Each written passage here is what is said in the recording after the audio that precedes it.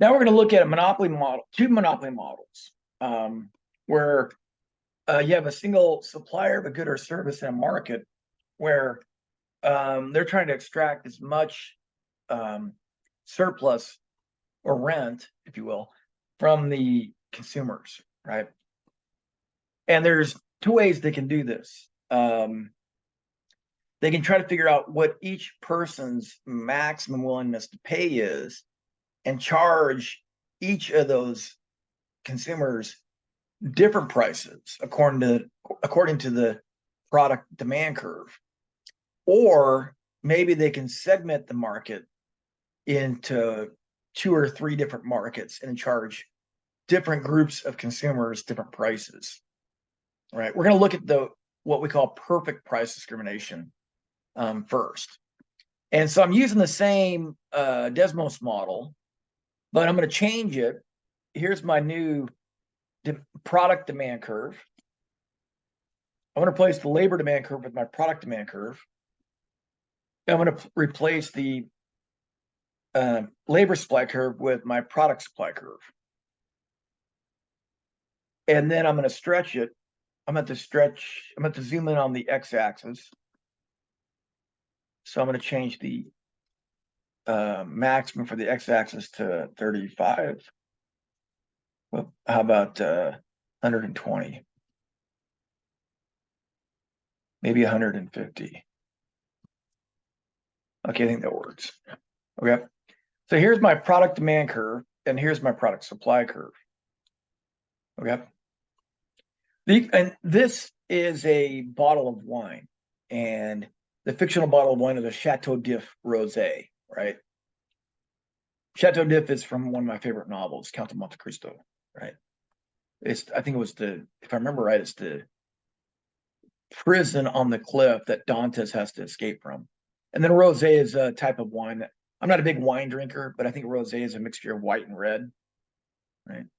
So the equilibrium level of output equals what? Well, the equilibrium quantity or bottles of wine in this market is 74.891.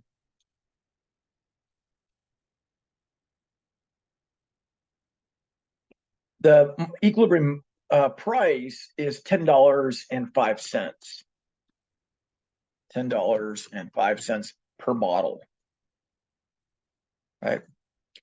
Now in the graph below, consumer surplus equals this amount, and firm surplus equals that amount, right?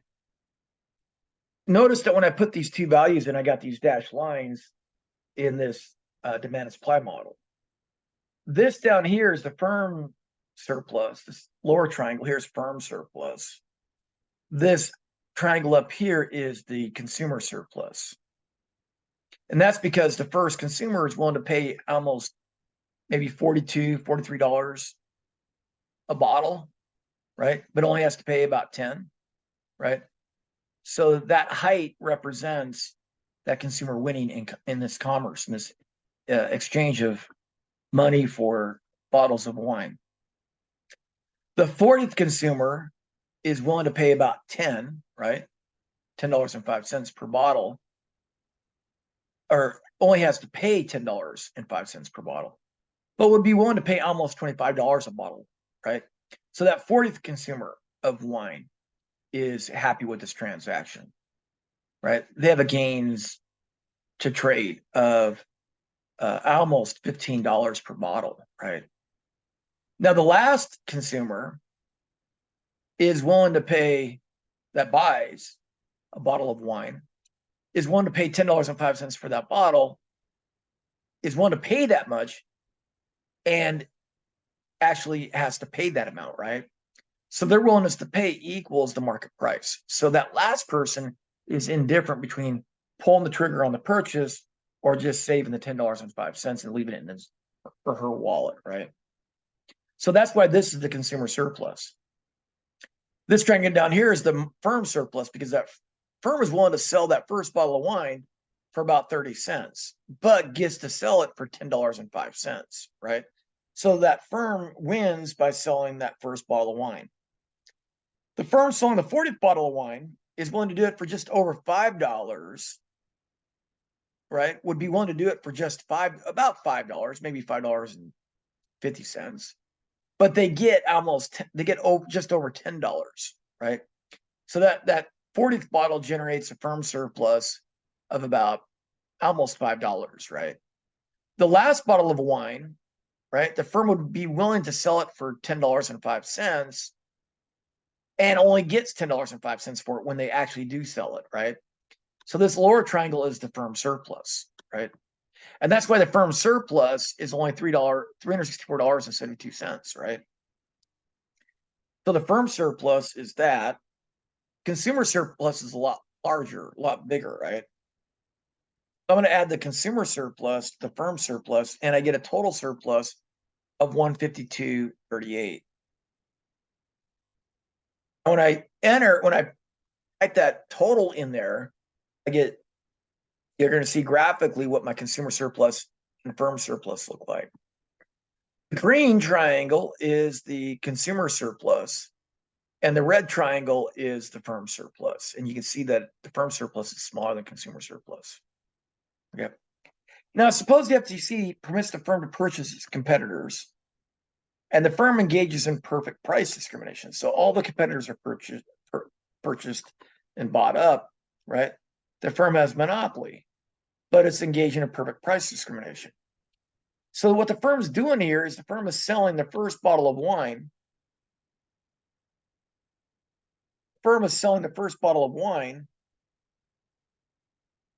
I'm going to turn this on here.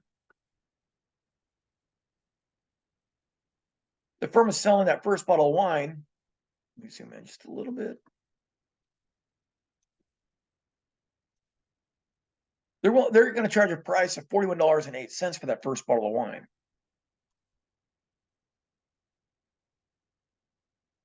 $41.08. Yeah, $41.08. Now they would have been willing to sell it for how much?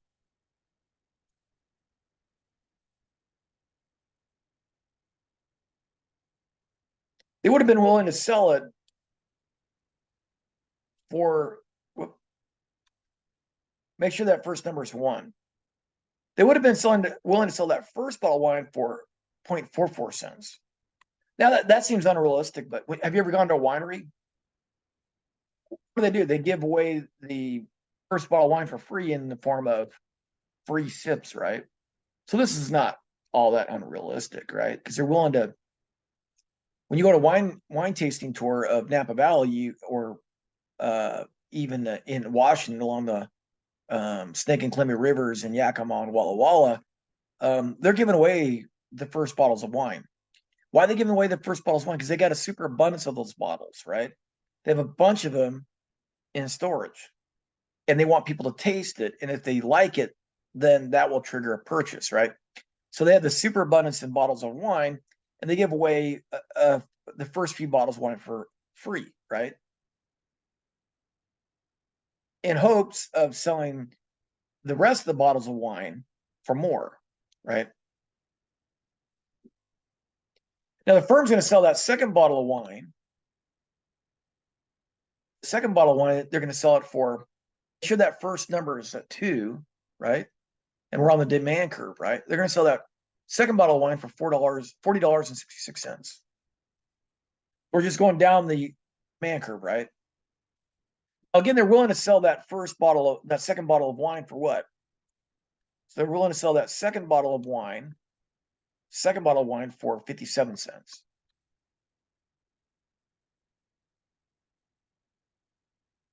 Okay. The firm sells the third bottle of wine. I'm going to change X equal to 3 here. They're going to sell that third bottle of wine for what? $40.24. They'd be willing to sell it for 70 cents, $0.70.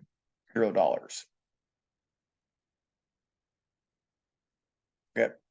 Now, the firm's going to sell to the marginal consumer, right? To the marginal consumer,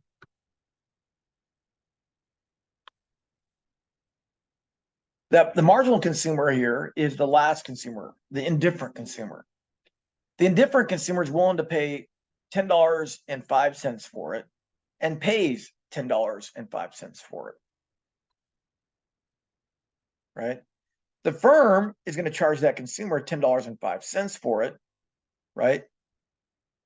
And it is willing to sell it for $10.05. Now, why is the lowest price they're willing to sell the bottle of wine, why has that price risen in $10.05? By now, they've kind of run through their stock, right? They don't have quite the super abundance. They don't have quite the abundance that they had when they hadn't sold a bottle of wine yet, right? When they hadn't sold a bottle of wine yet, they're willing to part with that first bottle for pennies. They give it away for free at wine tasting, right?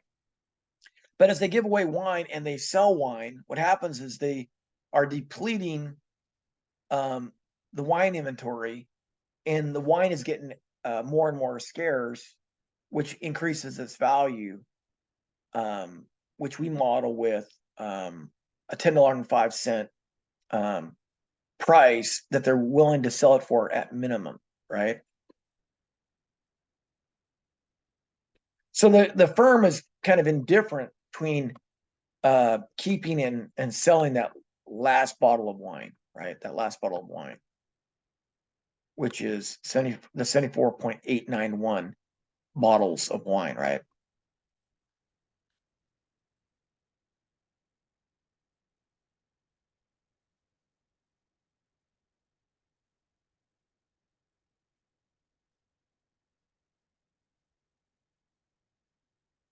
Now, the graph below, firm surplus is $1,542.38, right?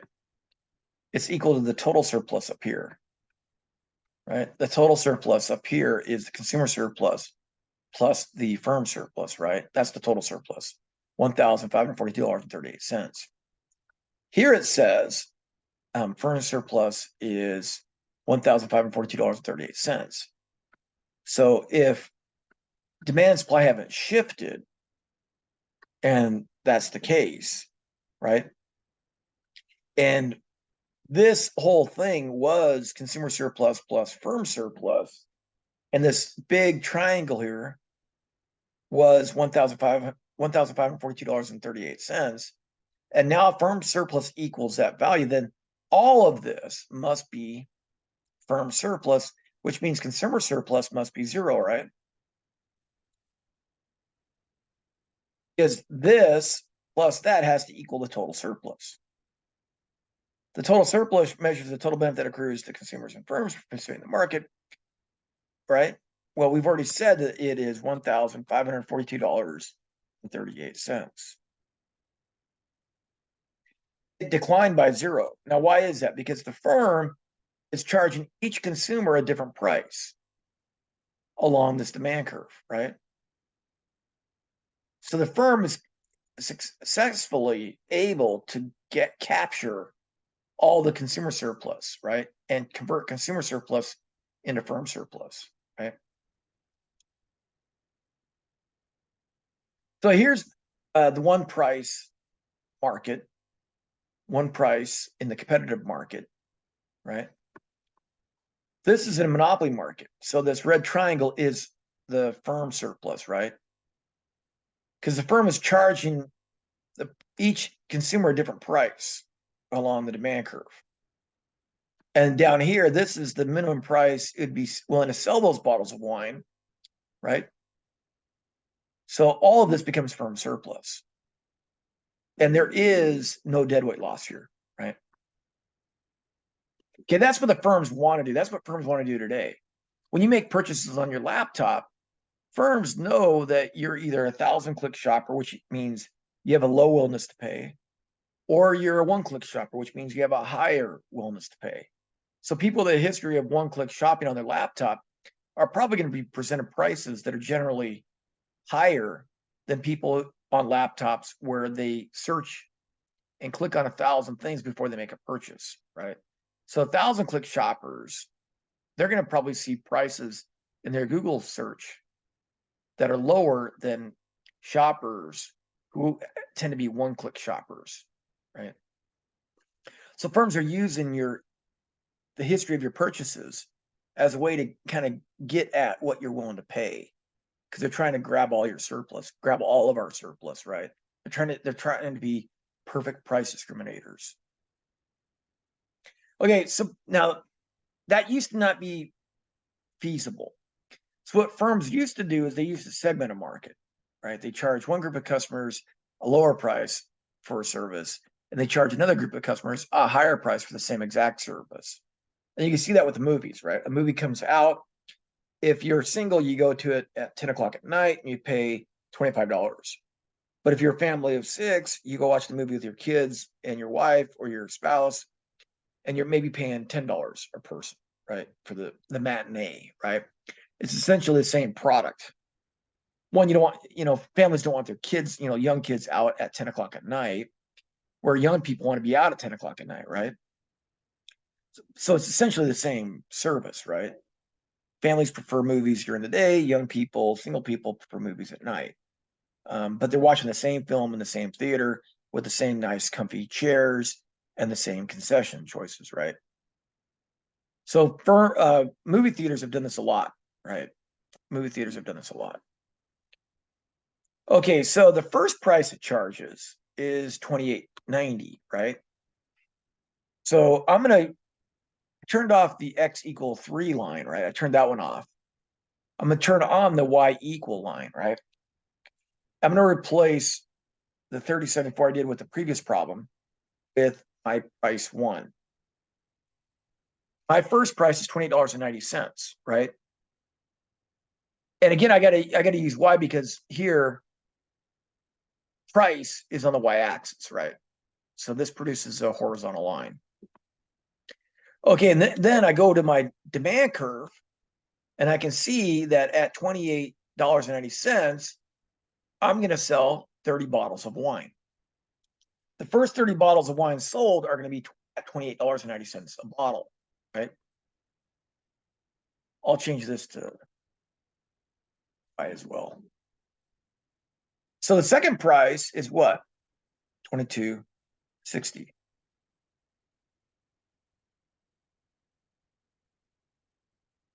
So at $22.60, 45 total bottles have been sold. That does not mean 45 bottles are sold at $22.60, right?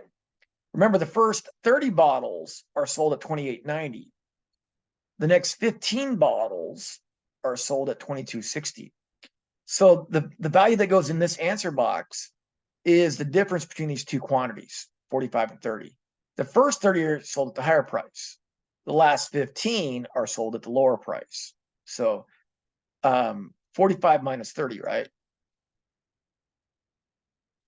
So the last 15 bottles are sold at the lower price.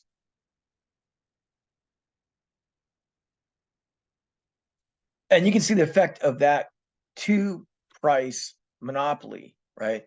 This monopolist who sets two different prices is trying to get consumer surplus, right? If it just charged one price, then the consumer surplus triangle would be this green triangle that would include, it would be this triangle here, right? Because it set two different prices, it takes this surplus here from the consumers who are willing to pay higher prices, right? They tend to be wealthier, right?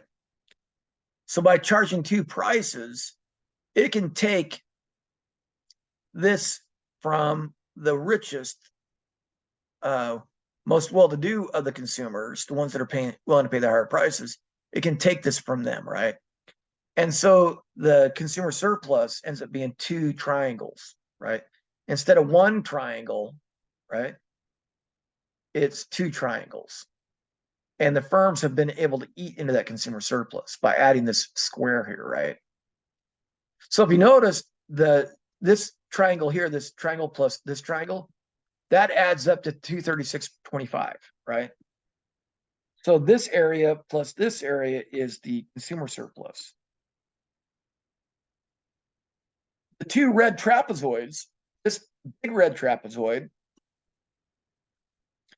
plus a smaller trapezoid, those two add up to this.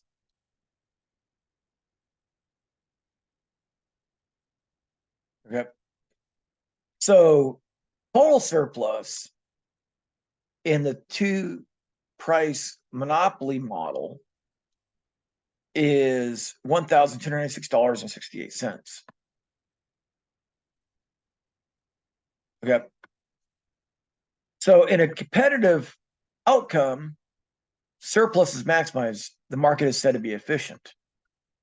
If the firm can be a perfect price discriminator and charge each person in this market their maximum they're willing to pay, there is no loss in efficiency. There's no loss in total surplus, right? But that's kind of unrealistic. So the more realistic situation is multiple pricing, right? It's charging different customers different prices, right? And so that results in a loss in efficiency. It results in a loss in the gains to trade.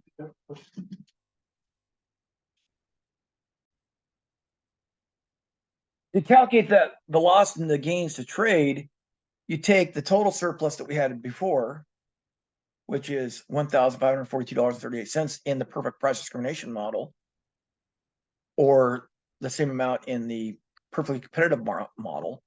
You take that and you subtract off the new total surplus with the two price monopoly.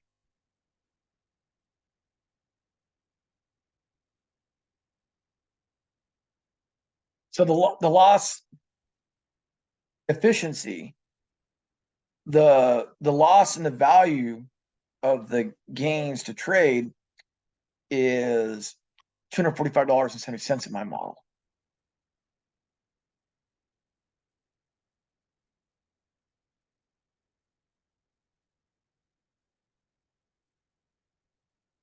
Yep. And this decline is called deadweight loss. Again, it's called deadweight loss, right? When there's a loss of efficiency, it's called deadweight loss, right? These last transactions, right, don't exist in the two-part monopoly model, right? When the two price monopoly model is rolled out, these consumers right here who can't pay the 2260, consumers that can't afford 2260, they stop buying your product. They exit the market, right? They're no longer engaged in exchanges with this monopoly. So the monopoly loses these firms, right? Now, if it charged the third price, say 15, we could draw another red trapezoid here, right? We could draw a red trapezoid right here. If it had a three price monopoly model, right? Then its deadweight loss would be this small little triangle pointing toward the equilibrium. And then consumer surplus would increase by the value of this triangle, right? All right, so the middle income consumers who can't afford 2260, they drop out, they bow out of this market, and they stop buying product from this company, right? This right here represents lost sales, right? Since this probably isn't probable or likely, since this is probably impossible to do with the current level of technology, right? This is what they'd like to do, but this is what they end up doing, right? Remember, this winery bought up its competitors, right? So when it buys up its competitors, it wants to increase its firm surplus. And maybe what it does is it buys the factories, the wineries of its competitors, and then it either scales back production at all its wineries, or it gets rid of the less productive, lower quality winery, the wineries that produce the lower quality wine. Maybe it just eliminates those wineries and maybe sells the property to a guy that wants to turn a winery into a golf course, right? And so the wineries that are the least productive or produce the lowest quality wine, those are eliminated from the marketplace, right? So that explains the reduction in the quantity, right? If the monopoly just sold the least productive winery with no stipulations, the buyer might keep it as a winery and then sell wine at the market price of $10 an hour a bottle, right? So the winery monopolist is probably going to sell the land and the winery to somebody with the stipulation that they can't make wine on it, right? And that way they can reduce the quantity supplied, and then they can charge these two different prices.